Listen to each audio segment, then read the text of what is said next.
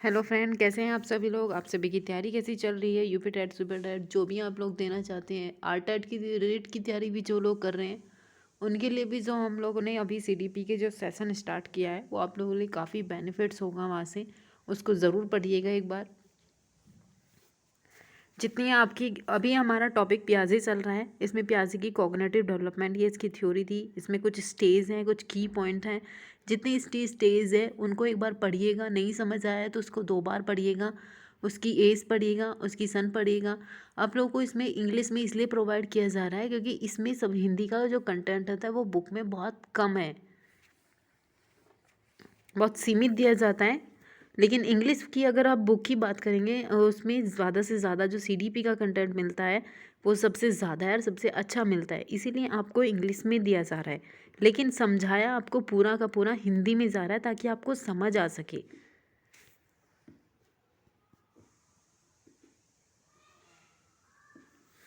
तो इसलिए अगर नहीं समझ आ रहा है तो एक बार ज़रूर उसको नोट डाउन कर लीजिएगा अपनी कॉपी पे। फिर उसके बाद उसको दोबारा पढ़िए, फिर समझिएगा। नहीं समझ आ रहा है तो उसके आगे आप उसे हिंदी में जो बोला जा रहा है उसको आगे उसके सामने लिख सकते हैं। लेकिन अगर आपको सीडीपी बेस्ट से बेस्ट पढ़नी है तो आपको इंग्लिश की ही बुक पढ़नी पड़ेगी। इसके अलावा जो हिंदी का मैटर होगा वो तो आपको हिंदी में ही मिलेगा। इंग्लिश का होगा, एसएसटी होगा, एनवायरनमेंट होगा, ये सारे आपको हिंदी में मिल जाएंगे। लेकिन आप सबसे पहले अपना जो सीडीपी है उसको इंग्लिश में ही कीजिएगा। और जिन लोगों ने अभी तक सब्सक्राइब नहीं किया है वो इसे ज़रूर कर लीजिएगा। लाइक शेयर सबको ज़रूर कीजिएगा, सबको शेयर कीजिएगा जो लोग अभी यूपी टेट की तैयारी कर रहे हैं।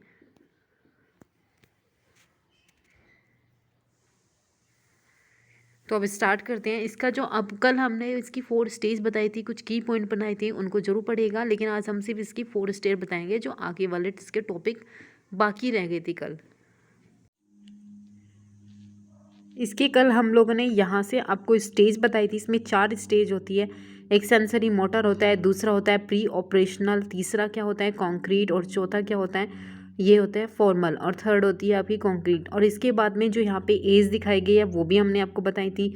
ये कितनी है, 2 से लेकर 7 तक है, ये 7 से 11 है यहाँ पे, और ये 11 से 15 है। इनको ज़रूर पढ़िएगा, आपको बहुत इंपॉर्टेंट क्वेश्चन है यहाँ पे भी। इनकी मैच भी मिलाने के लिए आ जाते हैं और पूछ भी लेते हैं कि पहली कौन सी है, दूसरी कौन सी है। आपसे डायरेक्ट भी पूछ सकता है, इनडायरेक्ट भी आपसे क्वेश्चन पूछ सकता है। ये भी पूछ सकता है कि सेंसरी मोटर या प्री ऑपरेशनल या फिर जो कॉग्निटिव डेवलपमेंट की 4 स्टेज किसने दी थी। तो आपको पता होना चाहिए प्याजे ने दी थी। अब थोड़ा सा इसको इंग्लिश में समझने का ज़्यादा कोशिश कीजिएगा। आपको हिंदी में जितना है वो आपको कम मिलेगा बुक में।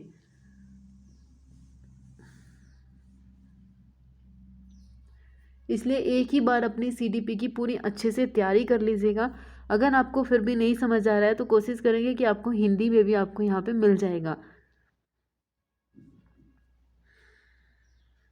ठीक है। तो अब इसकी हम जो ये 4 स्टेज हैं, अब इनको एक एक चीज़ को अलग अलग बताएंगे। सेंसरी मोटर में क्या होता है, प्री ऑपरेशनल में क्या होता है, कॉन्क्रीट में क्या होता है। कुछ इसमें की पॉइंट्स होते हैं जो आपको पता होने चाहिए, उन्हीं से ज़्यादातर क्वेश्चन भी पूछे जाते हैं। ये आपकी सबसे पहली कौन सी, ये आपकी सबसे पहली स्टेज है जो आपको पता होनी चाहिए। ये कौन सी थी, 0 से लेकर कितनी एज तक थी ये 0 से लेकर 2 वर्ष के बीच के बच्चों के लिए मानी जाती हैं सेंसरी मोटर। और इसमें ये डायरेक्ट आपसे क्वेश्चन पूछा गया है कि ऑब्जेक्ट परमानेंस जो ये शब्द है ये कौन सी अवस्था से है, प्याजे की कौन सी अवस्था से दिखाया दिया गया है। तो आपसे डायरेक्ट भी पूछ सकता है या फिर आपसे ये भी पूछ सकता है कि प्याजे की सेंसरी मोटर में से इनमें से कौन सा शब्द उसमें मिलता है। तो यहाँ पे आपके सीरिएशन दे सकता है, सीरीज़ बनाने वाला, या फिर कोई भी जो चीज़ आपके साथ कुछ फॉर्मेट दी जाती है उनको बताना कि कौन बड़ा है कौन छोटा है। इस तरीके से एक ऑब्जेक्ट फॉर्मेशन आता है। या फिर आती है कि कोई फॉर्मल चीज़ें होती हैं उनके बारे में आपको कुछ चीज़ दी जाती है। इसलिए आपको पता होना चाहिए जो ऑब्जेक्ट परमानेंस है, जो ऑब्जेक्ट है, वस्तुएं हैं, वो आपका सेंसरी मोटर से दिया गया है। ये आपका सेंसरी मोटर का मतलब होता है जहाँ पे आप इंद्रियों का ज़्यादा से ज़्यादा यूज करें। आपने छोटे बच्चों को देखा होगा अपने घर पे, सबसे ज़्यादा वो इंद्रियों का ही यूज करते हैं। अब जब बच्चा रोता है कैसे होता है, जब बच्चा चलता है तो घुटनों के बल चलता है, फिर हाथों के मूवमेंट करता है। जब किसी को बुलाना होता है तो वो मुंह से नहीं बुलाता कि मुझे ज़रूरत है, वो अपने हाथों से उसकी तरफ इशारे करता है कि हाँ मुझे उसके पास जाना है या फिर उसे बुलाना है, या कोई वस्तु उठानी है तब भी वो अपने हाथों के से द्वारा ही जाता है और फिर हाथों से उनको उठाता है। जब वो हंसता है इंद्रियों का यूज़ करता है।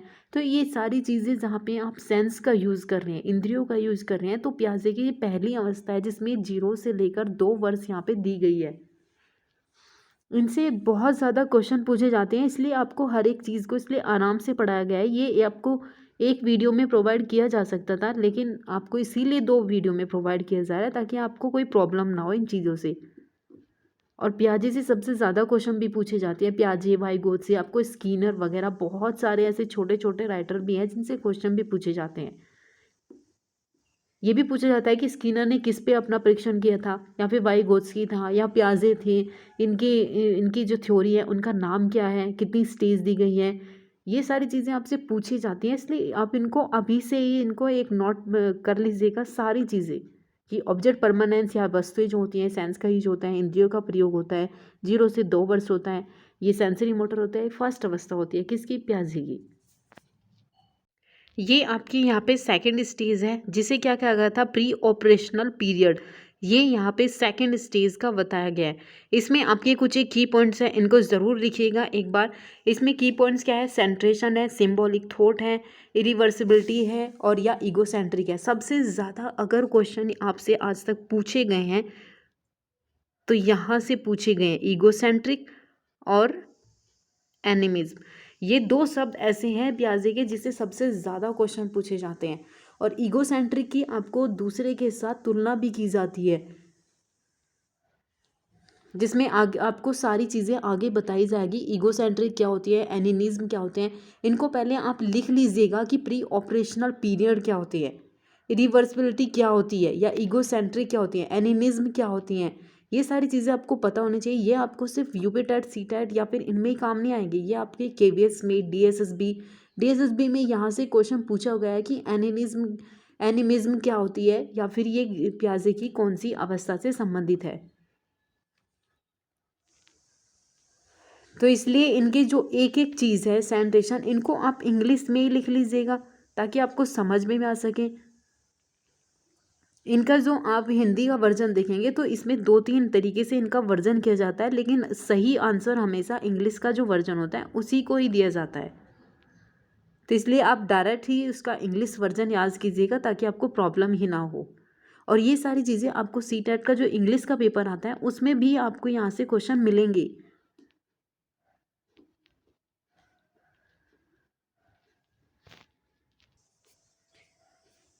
ये देखिए, ये इसकी कौन सी अवस्था है, ये थर्ड अवस्था है। ये कौन सी अवस्था है, कॉन्क्रीट ऑपरेशन पीरियड। इसको हिंदी में मूर्त अवस्था भी कहते हैं इसको।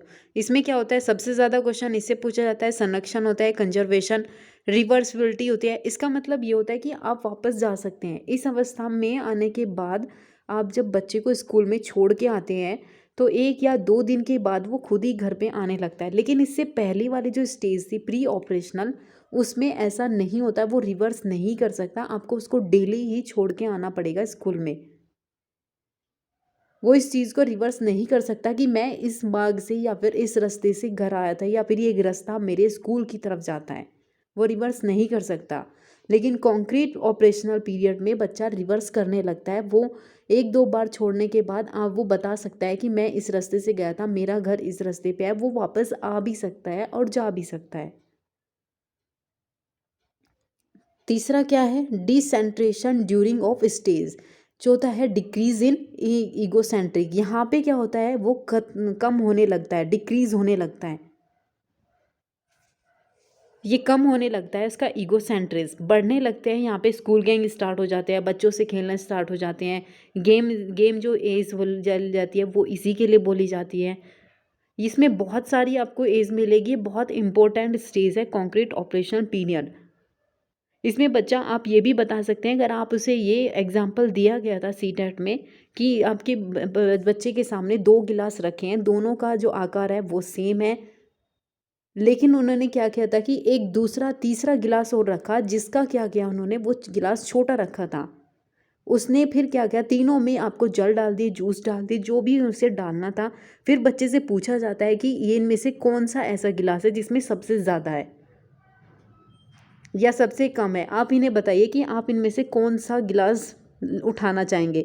उस टाइम पे बच्चे को क्या होता है कि बच्चे को सबसे ज़्यादा चीज़ें ही पसंद होती है, जिसमें सबसे ज़्यादा होगा वो उस चीज़ को उठाता है।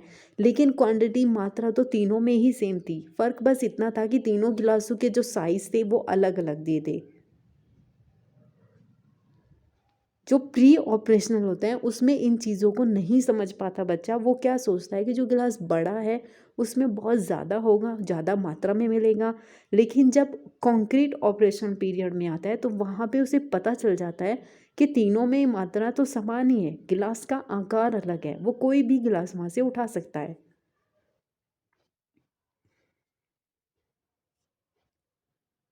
ये आपकी थर्ड थी। उसके बाद आपकी फॉर्मल है। इसके बाद आपकी ये लास्ट स्टेज है। ये क्या है, आपकी फॉर्मल ऑपरेशन पीरियड, यानी कि यहाँ पे अमूर्त चिंतन स्टार्ट हो जाता है। सबसे पहला क्या है, एब्स्ट्रैक्ट थिंकिंग। जो चीज़ दिखाई नहीं देती उसके बारे में भी सोचना शुरू कर देते हैं यहाँ पे। फीलिंग्स, एब्स्ट्रैक्ट क्या होता है, फीलिंग्स होती है, थिंकिंग होती है, जो चीज़ दिखाई नहीं देती उसके बारे में भी सोचना शुरू करना। ये क्या होता है, हाइपोथेटिस, मैथमेटिको या रीजनिंग। यहाँ पे आपको पता होना चाहिए कि यहाँ पे मैथमेटिक्स, रीजनिंग जो तर्क शक्ति होती है, सवाल निकालने वाली जो प्रक्रिया होती है, रीजनिंग जिसमें सोचना पड़ता है अलग अलग तरीके से, वो सारी थिंकिंग्स फोर वाली जो स्टेज होती है फॉर्मल ऑपरेशन पीरियड, इसमें स्टार्ट हो जाती है। लेकिन इससे पहली चीज़ें क्या होती है, उसमें बच्चे को दिखाया जाता है तभी वो इसके बारे में सोच सकता है, बता सकता है। प्री ऑपरेशनल में ये सारी चीज़ें नहीं होती है। और सबसे छोटे वाली जो सेंसरी है, सबसे पहला है, उसमें तो आपको जब बच्चा ही सारे सेंस का यूज़ करेगा उसमें सोचने वाली बात बिल्कुल नहीं आती। इसीलिए पूछा जाता है जो एब्स्ट्रैक्ट थिंकिंग है वो प्याजे की कौन सी अवस्था से संबंधित है। आपको ज़्यादातर इसी टाइप के क्वेश्चन यहाँ से मिलते हैं। इसलिए आपके पास जितने भी आपके पास यूपी टैट के या फिर आपके पास कोई भी और स्टेट के जो टैट होते हैं उनके आपको पेपर मिलते हैं, वहाँ से आप प्याजे वाले क्वेश्चन उठाइए, उनमें से किस तरीके से क्वेश्चन मिलते हैं। आपको यहाँ पे भी सारे क्वेश्चन मिलेंगे, लेकिन उनको आप एक बार पढ़िए। ऑपरेशन फॉर्मल क्या दे रखा है, फॉर्मल ऑपरेशन क्या दे रखा है, इनकी एज पूछ रखी है, किसने 4 दी थी, प्याजे ने कौन सी अवस्था बताई है, या अमूर्त चिंतन जो चीज़ दिखाई नहीं देती उसके बारे में भी सोचना कौन से पीरियड से संबंधित है, जो चीज़ दिखाई देती है उसके बारे में भी चीज़ें बताई गई है। ऑब्जेक्ट फॉर्मेंस यानी कि सेंस का, आँखों का, कान का, नाक का, अपने हाथों का, इन सेंस का यूज़ कर किया जाता है, कौन सी अवस्था से यूज़ किया जाता है, इस तरीके से क्वेश्चन पूछे जाते हैं। या स्कीमा क्या होता है, आपको एक बहुत लंबा सा क्वेश्चन दे दिया जाएगा, वो आपसे पूछा जाएगा कि ये प्याजे की कौन सी किस से संबंधित है, कौन से शब्द से संबंधित है, वहाँ से आपको चारों के चारों शब्द दिए जाएंगे। स्कीमा होगा जो आपको मैंने कल बताया था, एसिमिलेशन होगा।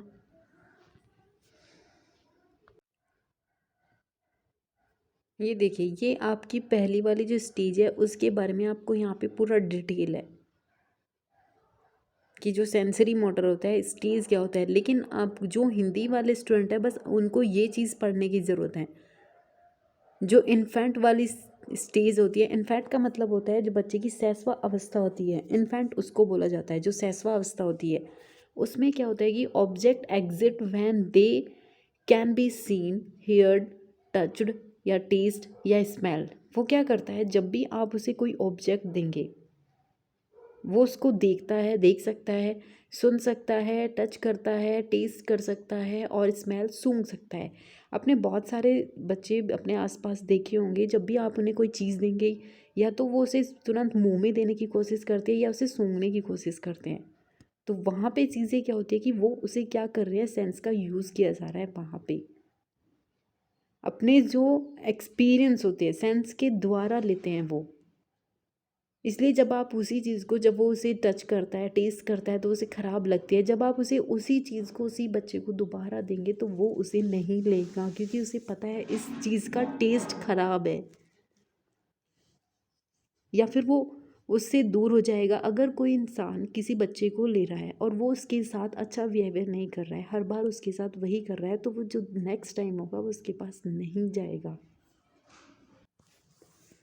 ये आपकी थर्ड स्टेज है। ये सेकंड स्टेज क्यों नहीं बताई गई, क्योंकि थर्ड स्टेज से सबसे ज़्यादा क्वेश्चन पूछे जाते हैं ना, इंपॉर्टेंट क्वेश्चन यहाँ से पूछे जाते हैं। और इसमें जितनी भी आपको डिटेल दी गई है ये सारे के सारे सीटेट में पूछे हुए हैं यहाँ से, कि यहाँ यूपी टेट से ज़्यादा क्या पूछते हैं कि कॉन्क्रीट ऑपरेशन पीरियड क्या होता है, 7 से लेकर 11th या फिर 12 जो ईयर्स होती है वहाँ से उससे संबंधित होता है, ये इसका एक पीरियड होता है। यहाँ पे और क्या चीज़ दी जाती है कि children make the fundamentally importance transition from the pre logical of thoughts and logical thoughts that apply to real concrete object and event. ये कह रहा है जो आपके सामने उसे दिखाया जाता है वास्तविक रूप में, जो मूर्त है यानी कि जो उसे दिख रहा है, जिसे वो टच कर सकता है, उन्हीं घटनाओं के बारे में ही वो सोच सकता है। जो चीज़ उसे दिखाई नहीं दे रही उसके बारे में वो बिल्कुल नहीं सोच सकता, ना ही बता सकता। तो यहाँ पे एक चीज़ हो रहा है, they are conservation classify classification and the seriation. यहाँ पे क्या करता है, सीरिएशन सीरीज वाली अवस्था यहाँ पे स्टार्ट हो जाती है। इन चीज़ों को पढ़िएगा तभी आपकी समझ में आएंगी। आपको हिंदी वाली जो बुक होगी उसमें इतनी सारी डिटेल में नहीं मिलेगा, इसीलिए आपको इंग्लिश में दी जा रही है ये सारी चीज़ें, ताकि वहाँ से आपको ये चीज़ समझ आ सके। और ये चीज़ें पूछी जाती है कि कंजर्वेशन है, क्लासिफिकेशन है, सीरिएशन है, ये जो की पॉइंट्स है ये प्याजे की कौन सी अवस्था से संबंधित होते हैं। आपको वहाँ डायरेक्ट ये नहीं पूछेगा सी टेट में कि 7 या 4 या 12 ईयर्स कौन सी अवस्था से है। इसमें से कुछ की पॉइंट्स निकाले जाते हैं तभी वो पूछे जाता है।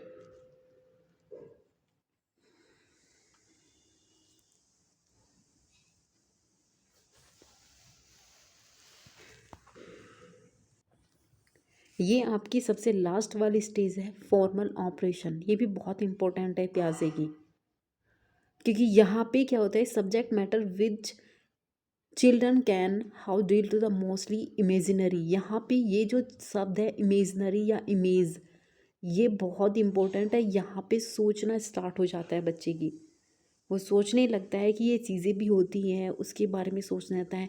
हाइपोथेटिकल आ जाते हैं, एब्स्ट्रैक्ट थिंकिंग आ जाने लगती हैं, फीलिंग्स के प्रति, उनके प्रति वो सोचने लगता है जो घटनाएं होती हैं वहाँ पे। और सीरिएशन लॉजिकल थिंकिंग भी आ जाती है, जो लॉजिकल रीजनिंग होती है उसके बारे में भी सोचना शुरू कर देते हैं इस अवस्था में। तो ये चीज़ें आपको पता होनी चाहिए, इसको पूरा पढ़िएगा, समझिएगा। अगर आपको ये पढ़ने के बावजूद भी समझ नहीं आ रही है तब इसको फिर दोबारा से आपको बताया जाएगा, क्योंकि अब इससे फिर बाद में सारे क्वेश्चन CDP के ही आने वाले हैं, ताकि वहाँ पे आपकी कोई भी क्वेश्चन गलत नहीं होना चाहिए। अगर उसमें डायरेक्ट ये पूछा भी जाता है कि इमेजनरी या एब्स्ट्रैक्ट थिंकिंग प्याजे की कौन सी अवस्था से संबंधित है, तो वो पता होना चाहिए वो फॉर्मल से संबंधित है। और सेशन पसंद आ रहा है तो उसे लाइक शेयर ज़रूर कीजिएगा और सब्सक्राइब करना मत भूलिएगा।